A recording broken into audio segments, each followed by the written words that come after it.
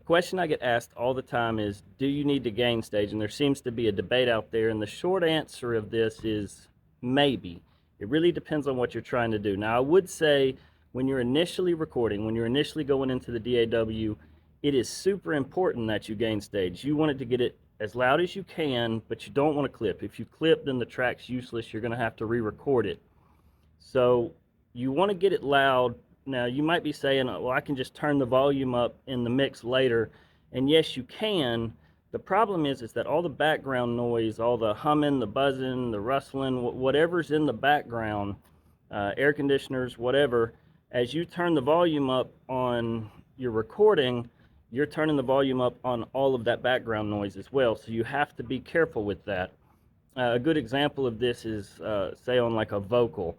We most of the time compress a vocal, maybe even 10 dB, and then we'll turn the gain up 10 dB to compensate for that. Well, the problem is, as you turn that volume on the vocal up, all that background noise is now going to come up 10 dB, and it's going to be really noticeable in your recording. So when you're initially recording, make sure that the volume is at a good level, and make sure that it's as quiet as possible. I mean, use good chords.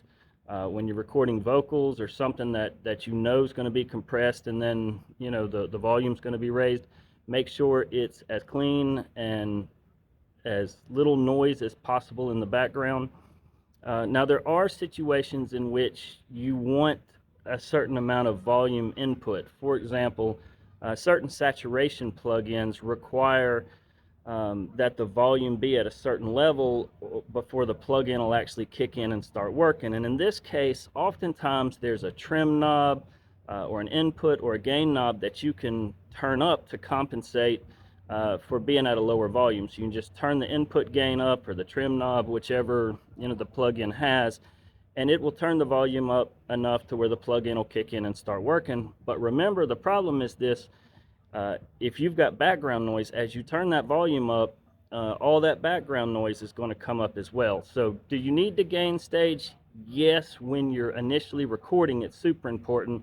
After that, there's usually trim knobs, gain knobs, an input, a drive or whatever that can bring the volume up to kick in on the plug-in. So I hope that helps. If there's anything else you need help with on mixing or recording, let me know. Reach out to me. I'm here to help.